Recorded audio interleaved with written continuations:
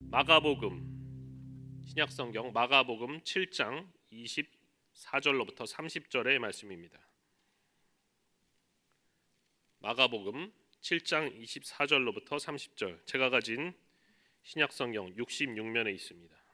마가복음 7장 24절로부터 30절, 신약성경 66면. 저와 여러분들이 한 절씩 교독하신 후에 마지막 30절은 합독하도록 하겠습니다. 예수께서 일어나사 거기를 떠나 두로 지방으로 가서 한 집에 들어가 아무도 모르게 하시려 하나 숨길 수 없더라. 이에 더러운 귀신 들린 어린 딸을 둔 한 여자가 예수의 소문을 듣고 곧 와서 그 발 아래에 엎드리니 그 여자는 헬라인이요 수로보니게 족속이라 자기 딸에게서 귀신 쫓아내 주시기를 간구하거늘 예수께서 이르시되 자녀로 먼저 배불리 먹게 할지니 자녀의 떡을 취하여 개들에게 던짐이 마땅치 아니하니라. 여자가 대답하여 이르되 주여 올소이다마는 상 아래 개들도 아이들이 먹던 부스러기를 먹나이다. 예수께서 이르시되 이 말을 하였으니 돌아가라 귀신이 내 딸에게서 나갔느니라 하시매 다 같이 여자가 집에 돌아가 본즉 아이가 침상에 누웠고 귀신이 나갔더라. 아멘. 할렐루야. 금요 심야 성령 성회에 참석하신 모든 성도 여러분 잘 오셨습니다. 주님의 이름으로 환영하고 축복합니다. 옆에 계신 분들에게 잘 오셨습니다 한번 인사해 보실까요? 잘 오셨습니다. 날씨가 추운데 건강 조심하십시오. 네, 인사하라고 한 건데요. 날씨가 추운데 건강 조심하십시오. 네, 안 하셔도 됩니다. 네. 저는 오늘 읽은 마가복음 7장의 본문을 토대로 수치를 견뎌낸 믿음이라는 제목으로 말씀을 전해보도록 하겠습니다. 오늘은 몇 월 달이죠? 12월의 첫날입니다, 여러분. 올해를 시작한 것이 엊그제 같은데 벌써 한 해를 마무리하는 마지막 달이 와 있네요. 한 해가 또 이렇게 훌쩍 지나가고 있습니다. 제가 우리 교회에 2018년도 12월 2일 날 부임을 했어요. 12월 2일은 언제입니까? 내일이죠? 예. 내일이 벌써 제가 교회 부임 5주년이 되는 날이에요. 5주년. 참 세월이 빠릅니다. 5주년인데 뭘 해야 되나? 뭔가 뜻깊은 일을 해야 되겠죠, 여러분. 그래서 내일 5주년 기념으로 오전 7시에 이천역에 성탄 트리를 설치하도록 하겠습니다. 할렐루야. 아주 뜻깊은 일이 되겠죠. 일손이 많이 필요하다고 하니까 연세 많으신 어르신분들은 댁에서 쉬시고요. 추우니까 젊은 분들 위주로 동참을 부탁을 드립니다. 최근 영국을 국빈 방문한 윤석열 대통령의 영부인이신 김건희 여사가 찰스 영국 국왕의 부인인 카밀라 왕비와 이야기를 나누었다고 합니다.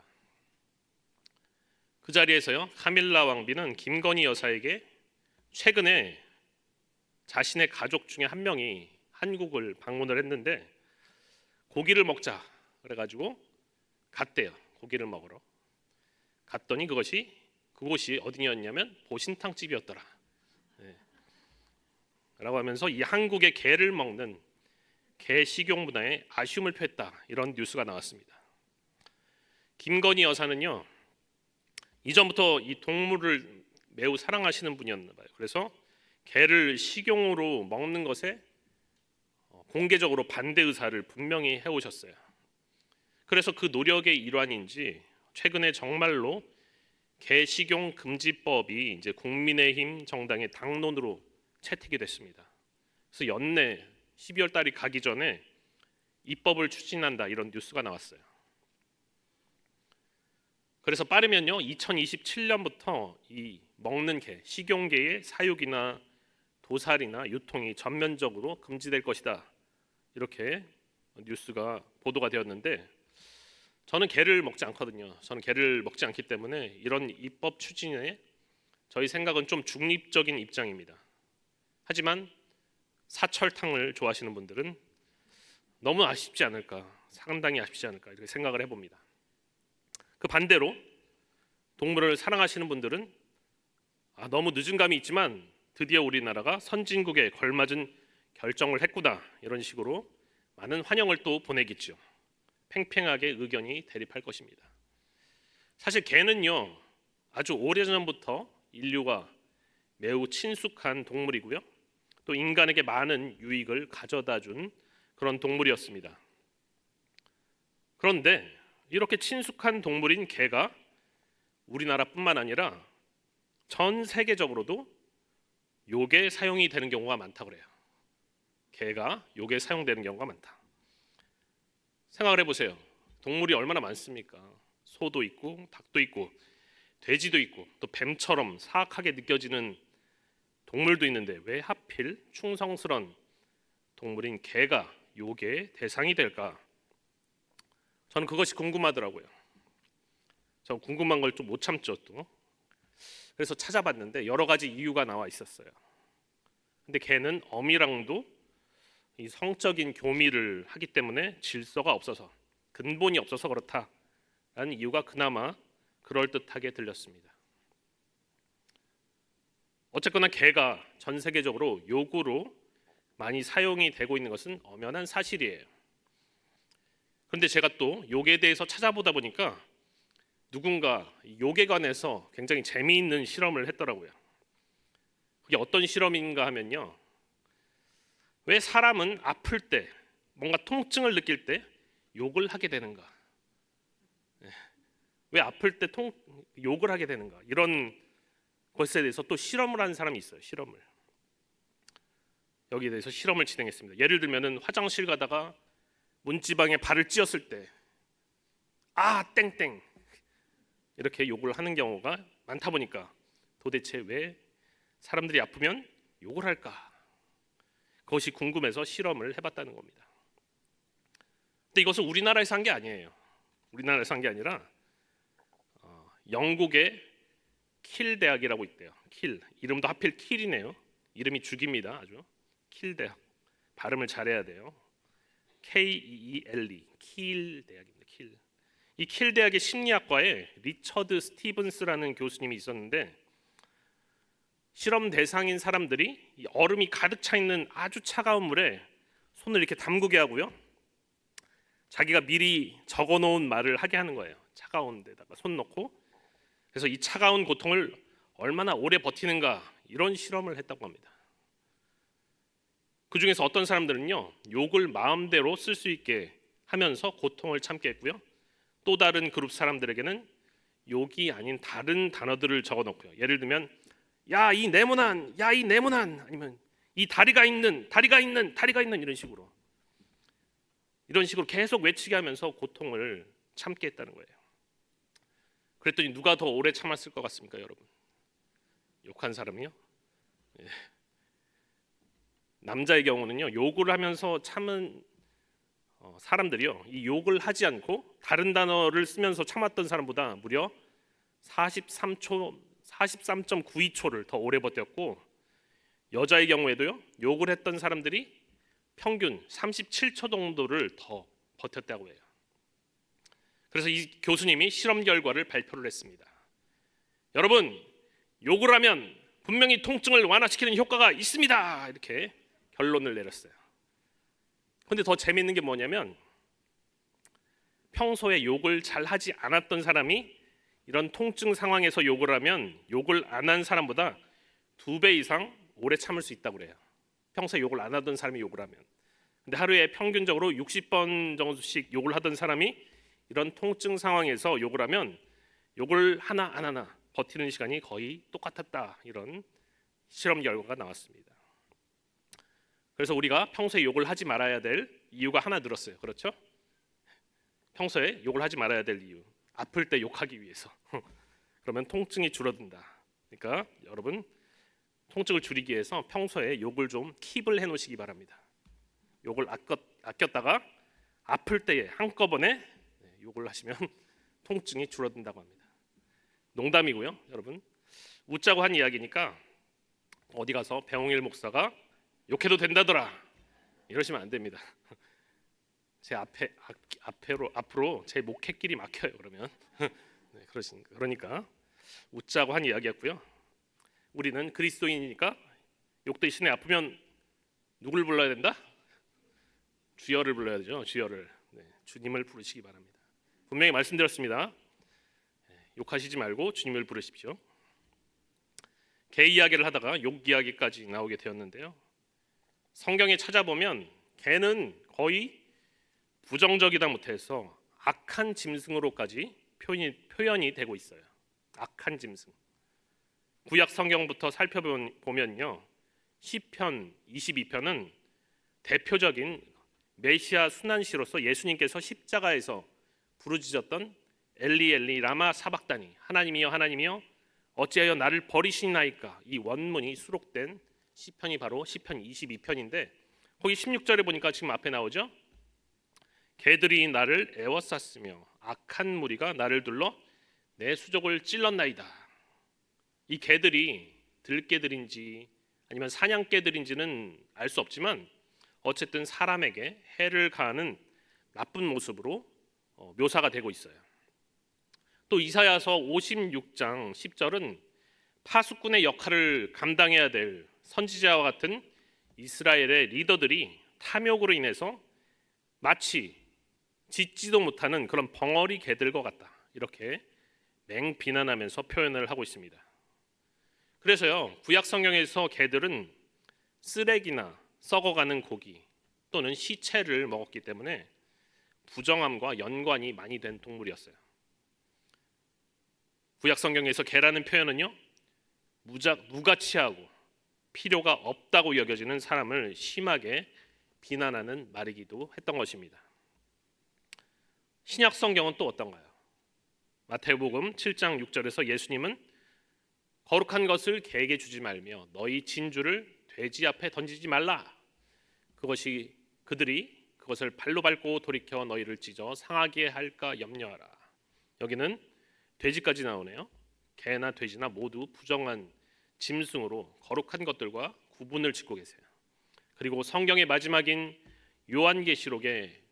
요한계시록에서도 마지막 장 22장에 보면 또 개가 나옵니다. 개들과 점술가들과 음행하는 자들과 살인자들과 우상 숭배자들과 및 거짓말을 좋아하며 지어내는 자는 다 성 밖에 있으리라. 새 예루살렘 성, 이 성 밖에 있을 것이다. 이것은 구원을 얻지 못한다는 얘기예요. 개들은 구원을 얻지 못한다. 다시 말해서 탐욕으로 가득 찬 죄인에게는 하나님 나라에 들어가는 것이 허락되지 않는다라는 것을 이야기를 하고 있는 것입니다. 살펴본 바와 같이 유대인들에게 있어 개라는 것은 탐욕과 죄악의 상징으로 거의 부정적인 모습을 나타내는 단어였어요. 그런데 오늘 읽은 본문에 보니까 예수님은 이방 여자인 수로보니게 여인에게도 개라는 모욕적인 언사를 스스럼 없이 사용을 하고 계신 거예요. 아니, 예수님 정말 그렇게 안 봤는데, 예수님 선하다고 생각했는데, 혹시 예수님 인종차별주의자이신가요? 아니면 예수님 혹시 유대인 우월주의자이신가요? 왜 예수님은 그저 사랑하는 자기 자녀에게 들어온 귀신을 쫓아내달라고 찾아온 이방 여자에게 이토록 모질고도 거친 응대를 하고 있는 것일까요? 예수님은 그동안 항상 가난한 자들과 병든 자들과 그리고 약자의 편이 되어주셨었는데 이런 예수님의 모습과는 너무나도 다르지 않습니까? 오늘 본문의 바로 앞에서 예수님은 이 바리새인들과 또 서기관들과 함께 소위 고르반 논쟁이라는 것을 마치시고 이스라엘 갈릴리 지방을 떠나서 이방 땅인 두로 지방으로 가셨습니다. 마태복음에 의하면 좀 더 자세하게 두로와 시돈 지방으로 가셨다, 이렇게 기록이 되어 있어요. 고르반 논쟁이라는 것이 무엇이냐면 예수님의 제자들이 음식을 먹기 전에 손을 씻어야 된다라는 유대교 장로들의 전통을 지키지 않은 것을 바리새인들과 서기관들이 지적하니까 예수님께서 부모를 부양하는 것을 피하려고 성전에 자기 재산을 바치는 고르반 제도를 장로들의 전통이랍시고 악용하고 있는 그들의 위선을 지적하신 사건이었습니다. 그래서 예수님은 이렇게 말씀하셨어요. 입으로 들어가는 음식이 더러운 것이 아니라 몸 안에 있는 너희 마음속으로부터 나오는 악한 생각이 진짜 더러운 것이다. 이렇게 지적을 하셨던 거예요. 예수님은 너무나 맞는 말을 하셨어요. 왜냐하면 그것이 정말 참된 율법의 의도에도 부합하고요, 또 하나님의 본심에도 부합하는 지극히 지당한 말씀을 하신 것인데, 하지만 이렇게 사실을 지적한 예수님의 말씀은 결과적으로 예수님을 스스로 위험에 빠뜨리는 말이기도 했다는 것입니다. 자신들의 썩어 빠져 있는 마음의 상태를 지적받은 바리새인들과 서기관들, 그리고 예수님의 인기에 자기의 정치적인 입지가 흔들릴 것을 두려워했던 분봉왕 헤롯은 모두 다 예수님을 죽이고 싶어 했어요. 모두 다 예수님이 사라지기를 바랬습니다. 그래서 예수님은 잠시 동안 갈릴리를 떠나서 이방 땅인 두로와 시돈으로 피신을 떠난 것입니다. 피하신 거예요. 누군가는요, 예수님이 복음을 거부하는 유대인들 대신에 이방인들에게 복음을 전파하기 위해서 그곳으로 가셨다, 이렇게 과장되게 해석하기도 하지만 오늘 본문 24절에 보면 뭐라고 기록하고 있죠? 다시 한번 읽어볼까요? 예수께서 일어나사 거기를 떠나 두로 지방으로 가서 한 집에 들어가 아무도 모르게 하시려 하나 숨길 수 없더라. 예수님이 두로 지방의 한 집에 들어가셔서 아무도 모르게 하려고 하셨다, 이렇게 기록하고 있습니다. 아무도 모르게. 그렇다면 이방 땅에 복음을 전하러 가신 게 아니에요. 그냥 숨어 계시려고 한 거예요. 격앙이 돼서 예수님을 죽이려고 하고 있는 이 사람들로부터 피신을 하면서 잠시 쉬어가시려고 했던 것입니다. 두로라는 곳은요, 당시의 페니키아, 성경에는 베니게라고 나오는 페니키아의 한 도시인데요, 현재는 어디냐면 레바논 땅에 있는 지중해 바다와 맞닿아 있는 연안의 도시예요. 성경을 보면 두로와 시돈이 항상 붙어 다니는 것을 볼 수가 있습니다. 그 중에서도요, 시돈은 구약 성경에서 우리에게 매우 익숙한 지역인데, 시돈이 혹시 누구의 고향으로 유명한지 아세요? 바로 엘리야를 위협했던 아합 왕의 부인 이세벨의 고향으로 유명했던 곳이 바로 시돈이라는 도시였어요. 당시에 엘리야가 비가 내리지 않는 재앙이 있을 때에 찾아갔던 과부가 살았던 곳이 바로 이 시돈 근처에 사르밧이라는 곳이었습니다. 그래서 우리는 그 과부를 사르밧 과부라고 불러요. 사르밧 과부. 엘리야가요, 이세벨의 고향이자 바알 우상 숭배의 본거지를 일부러 찾아가서 기적을 베품으로써 살아계신 하나님의 역사를 보여준 것이라고 말씀을 제가 드린 적이 있습니다. 그리고요, 이 두로 역시도요, 에스겔이나 스가랴와 같은 구약의 선지자들이 그들의 부와 또 이스라엘을 위협하는 것을 맹비난했던 곳이었기 때문에 결국 이 두로와 시돈은 이스라엘의 입장에서 본다면 그런 원수가 없는 거예요. 철천지 원수가 되는 도시가 바로 두로와 시돈이었습니다. 비록 예수님이 바리새인들, 서기관들과 또 헤롯이나 그 예수님께 적대적인 유대인들을 피해서 이 땅으로 오신 것이라고 하지만, 여기서 우리는 결과적으로 예수님께서 왜 그 많은 이방 나라 중에 하필 이스라엘의 철천지 원수가 되는 두로와 시돈 지역으로 오셨나? 그리고 유대인의 전통에 비춰봤을 때 남자가 낯선 여자와 말을 섞지 않는다는 그런 금기를 왜 일부러 깨트리고 계시는가? 여기에 대해서 우리는 주의 깊게 살펴볼 필요가 있어요. 제가 방금 말씀드렸던 바로 앞에 이 본문 바로 앞의 이야기, 고르반의 이야기에서요, 예수님은 바리새인들과 서기관들을 향해서 이렇게 외치셨습니다. 너희들이 중요시하는 장로들의 전통보다, 어떤 형식보다 훨씬 더 중요한 것이 있다. 그것은 바로 악한 의도성이 없는 순수하고 순결한 마음이다. 이런 메시지를 던져주셨어요. 그런 면에서 봤을 때 이방인과 여자는 이 전통과 형식을 중요시하는 유대인들이 보기에 가장 터부시할 수 있는 그런 금기가 되는 것이었습니다. 특히 이방인은요, 율법에서 가장 부정하게 여겨지는 사람들이었어요. 그런데 이런 금기를 깨트리고자 하시는 예수님의 두로와 시돈 방문은 이 고르반 사건의 교훈을 몸소 예수님께서 실천하면서 내가 직접 몸으로 확인해 주겠다라는 그런 사건으로 우리가 볼 수가 있는 것입니다. 물론 이것도 유대인들이 알면 아주 난리가 났을 사건이에요. 예수는 율법과 전통의 파괴자다. 이런 프레임을 더욱더 확고하게 씌울 수 있는 좋은 먹잇감이 된다는 거예요. 좋은 먹잇감. 그래서 예수님은 아무도 모르게 하시고자 했던 거예요. 아무도 모르게. 하지만 성경에 뭐라고 나와 있습니까? 숨길 수가 없더라. 숨길 수가 없더라. 이미 예수님 소문이 다 나버린 거예요.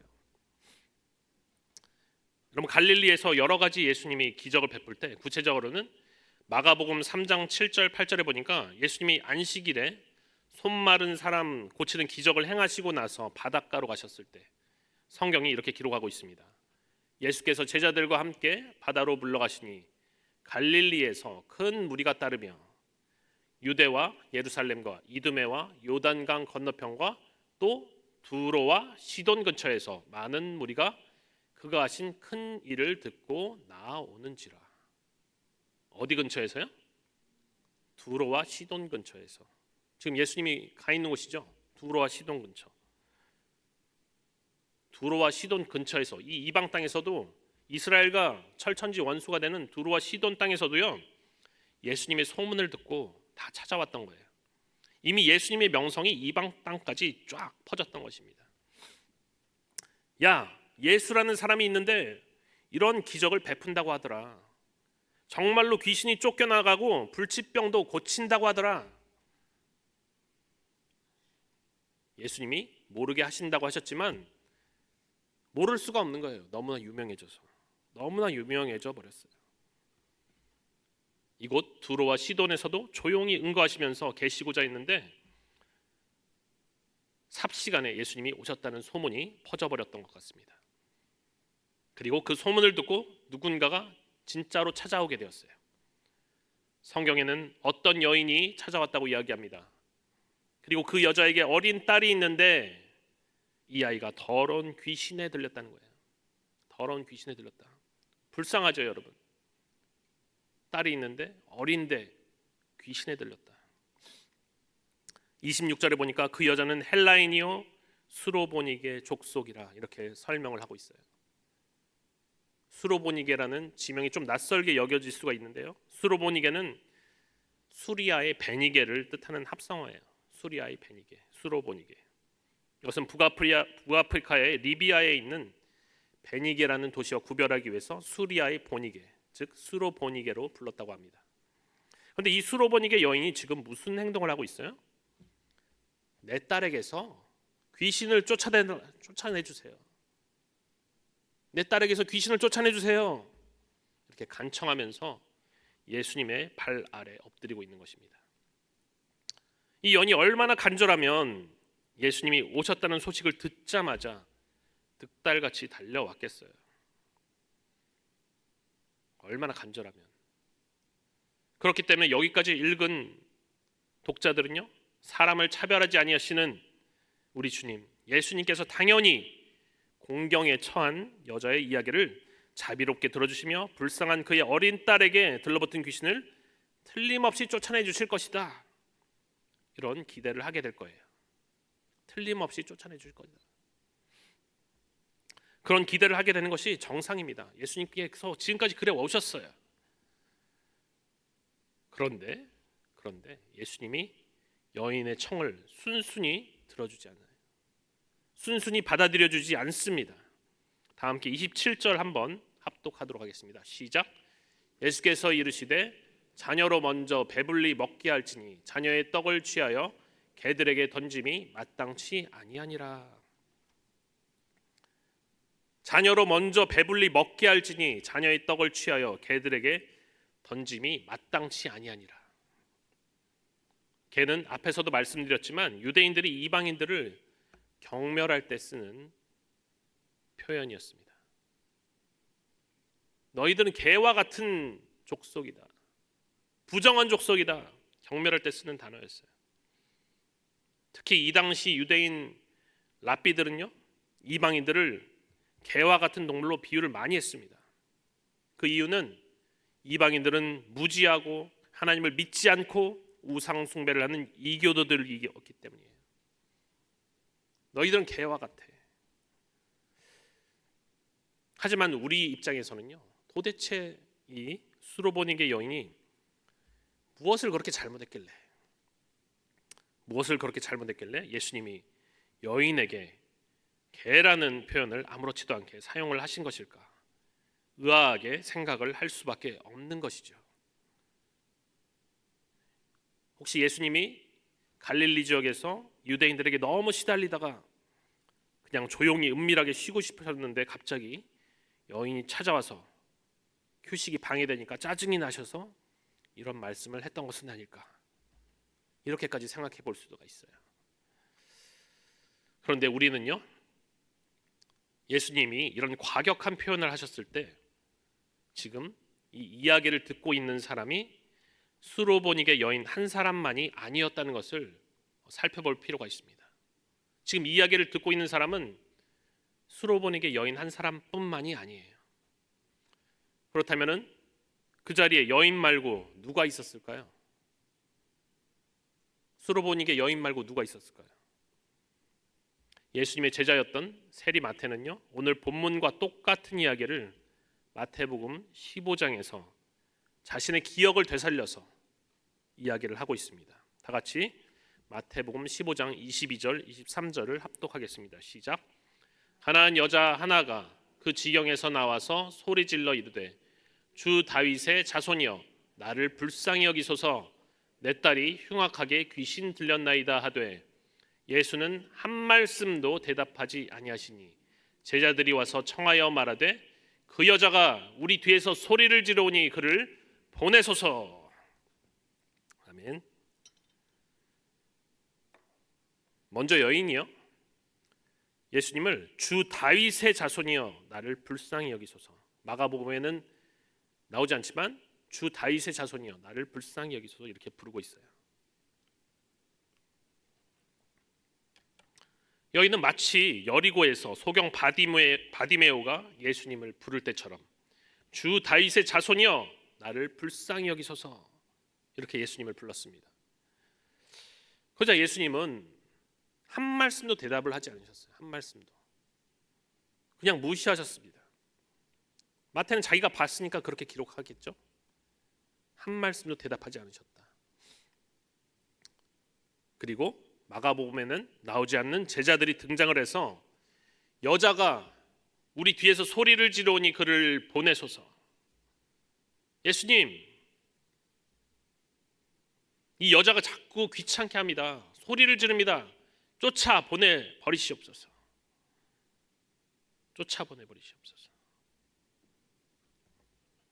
여기서 여자가요, 예수님을 다윗의 자손으로 불렀다는 것은 예수님을 유대인들이 기다리고 있던 메시아로 인식을 했다는 이야기가 될 수 있어요. 왜냐하면 메시아는 다윗의 자손으로 오신다는 구약 성경의 말씀이 있기 때문이에요.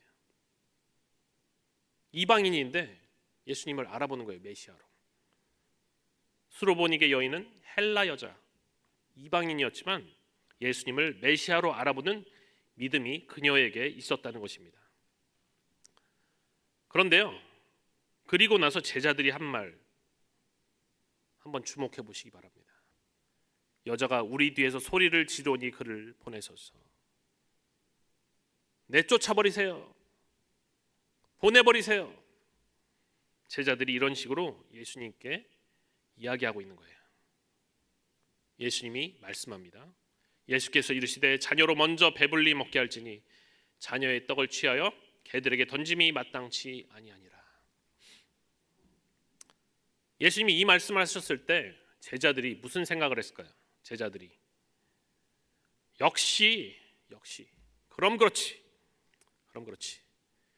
랍비이신 우리 예수님께서 저런 하찮고 부정한 이방인 여자의 말을 받아주실 리가 없지. 그럼 그렇지. 이러지 않았겠습니까? 앞에서 이미 여자를 보내라고 했던 그들이 아니에요? 그리고 예수님께서 말씀하신 자녀로 먼저 배불리 먹게 해야 한다. 자녀가 누굽니까?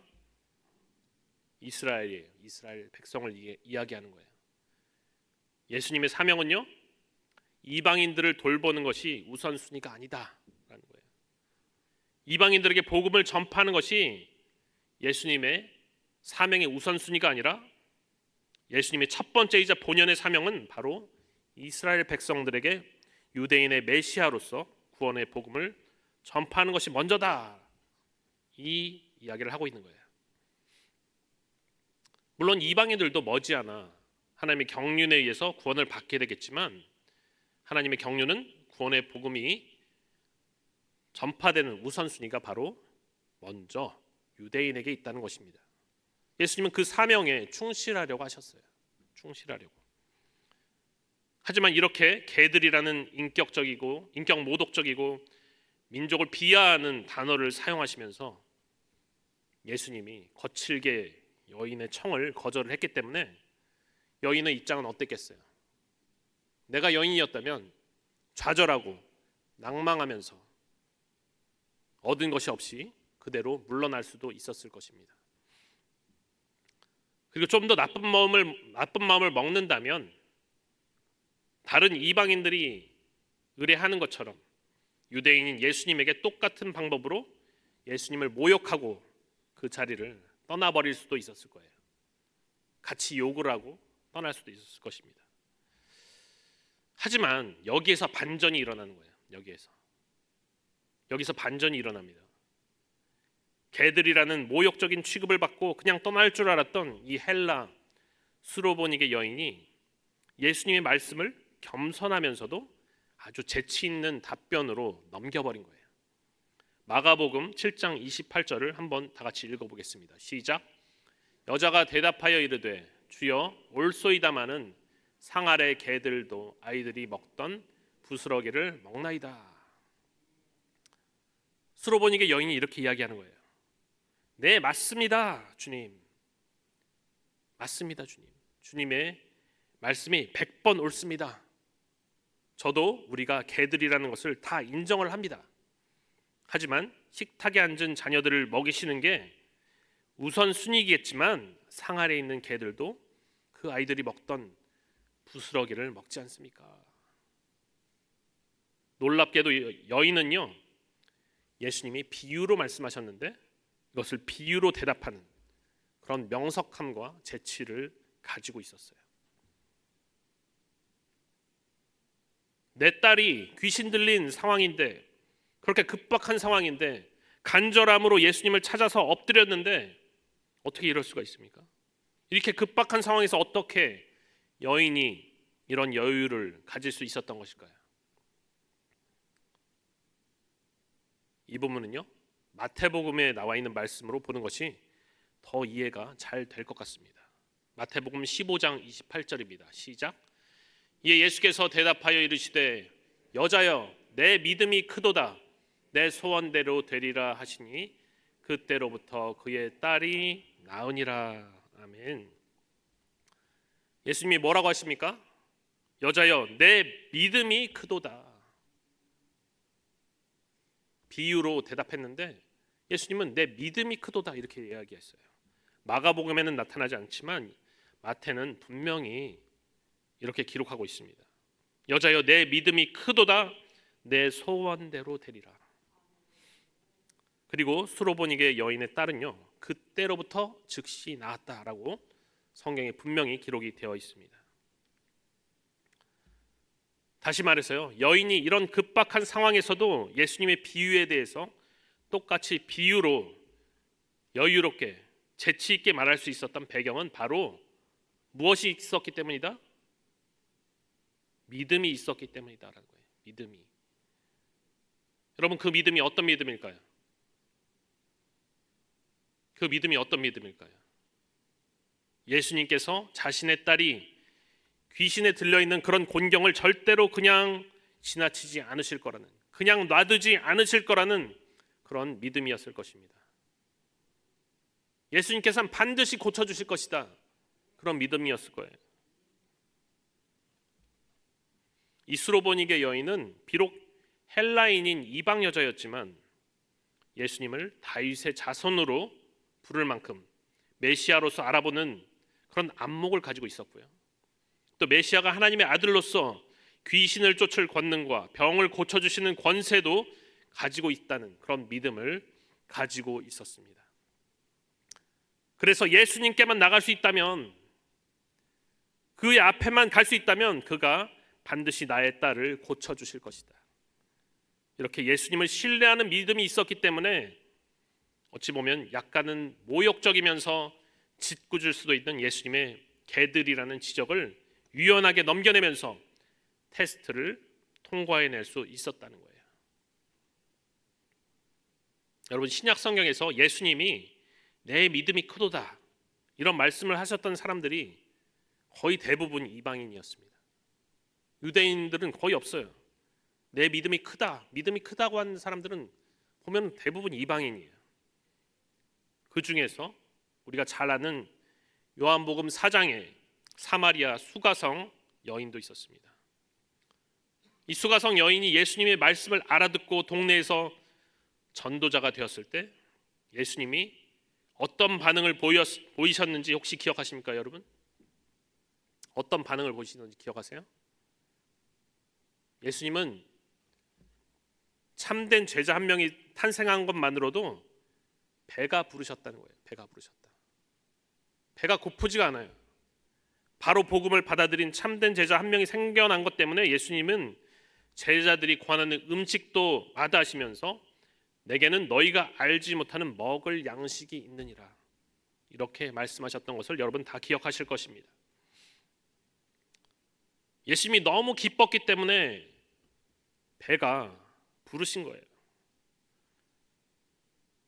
그렇기 때문에 우리도 만약 하나님의 뜻에 잘 순종해서 우리가 복음적인 삶을 살아간다면 예수님은 우리로 인해서 똑같이 배가 부르실 줄 믿으시기 바랍니다. 잘하였도다 착하고 충성된 종아, 잘하였도다.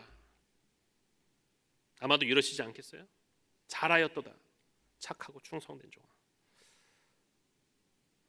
오늘 수로보니게 여인이 예수님을 감동시켜서 응답받을 수 있었던 믿음은요, 바로 수치를 견뎌낸 믿음이었습니다.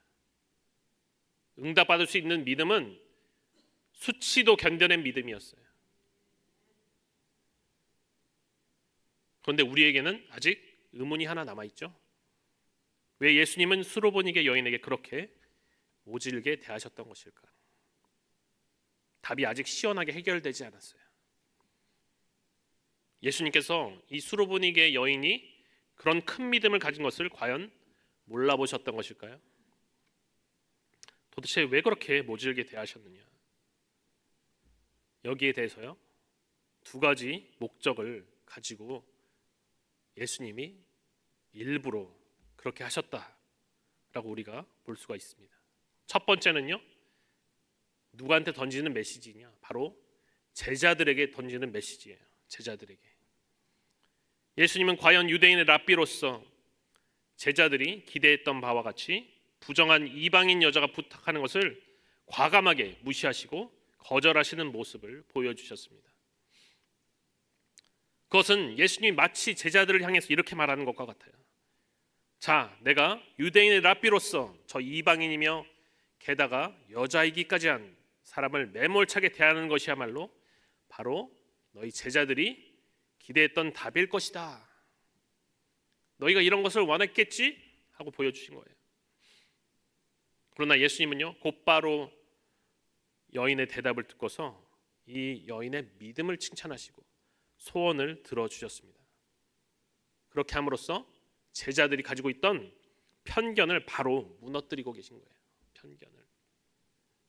너희는 유대인으로서 당연히 이방인인 여자에 대해서 이런 편견을 가지고 있겠지만 하나님 나라의 복음은 참 믿음을 가진 자들에게 절대 차별이 없다. 유대인이나 이방인이나 절대 차별이 없다. 이런 것을 가르쳐 주기 위해서 일부러 그렇게 하셨다는 것입니다.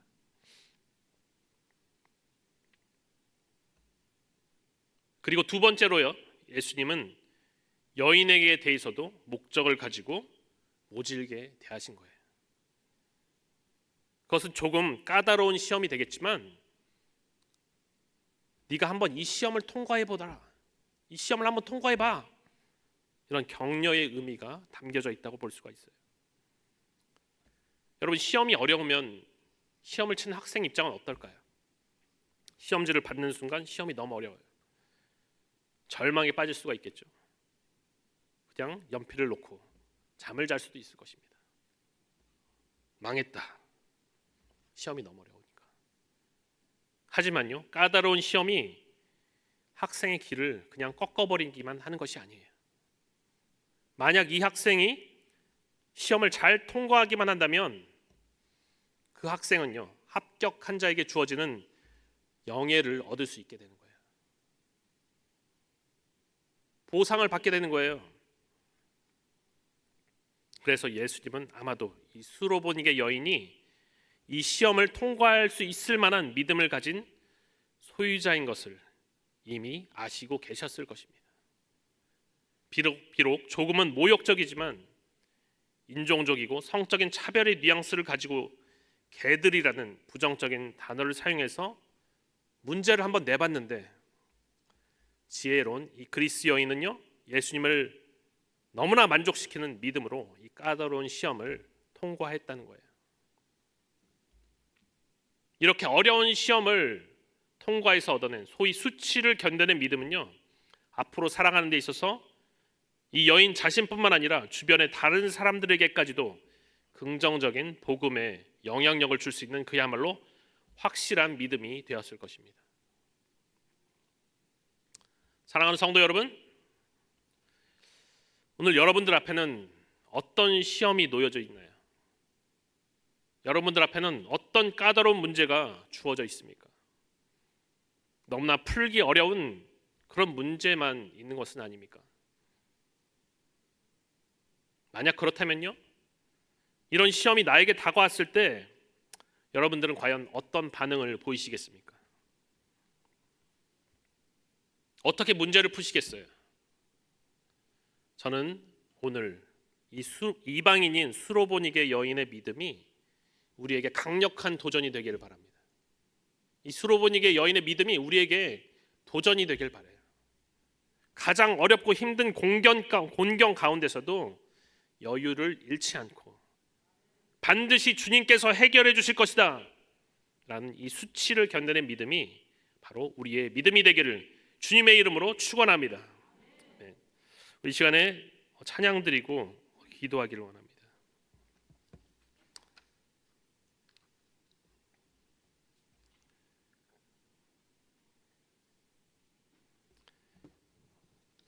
오늘은요, 좀 너무 기도 제목에 구애받지 않고 마음속에 있는 것들을 하나님 앞에 풀어놨으면 좋겠어요.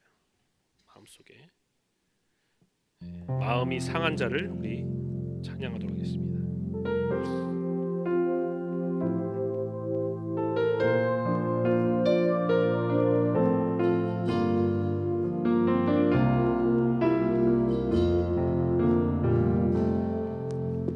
마음이 상한 자를 고치시는 주님, 하늘의 아버지 날 주관하소서. 주의 길로 인도하사 자유케 하소서. 새 일을 행하사 부흥케 하소서. 의에 줄이고 목이 마르니 성령의 기름 부으소서. 의에 줄이고 목이 마르니 내 잔을 채워 주소서. 마음이 상한 자를 상한 자를 고치시는 주님, 하늘의 아버지 날 주방하소서. 주의 길로 인도하사 자유케 하소서. 새 일을 행하사 부흥케 하소서. 의에 줄이고 목이 마르니 성령의 기름 부으소서. 의에 줄이고 목이 마르니 내 잔을 채워 주소서. 성령으로 채우사 주 보게 하소서. 주의 임재 속에 은혜 알게 하소서. 주 뜻대로 살아가리 세상 끝날까지. 나를 빚으시고 새날 열어주소서.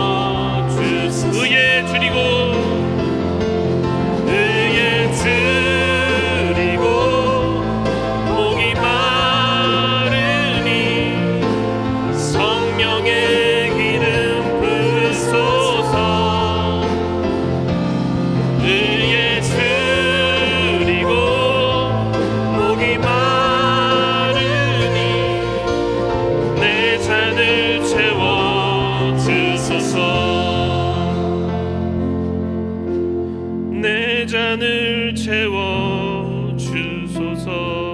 내 잔을 채워 주소서. 내 잔을 채워 주소서. 이 시간에 우리 마음속에 있는 답답한 것들을 하나님 앞에 풀어놓기 원합니다. 급박한 상황 속에서도 모든 답이 우리 주님 예수님께 있음을 믿고 주님을 찾아왔던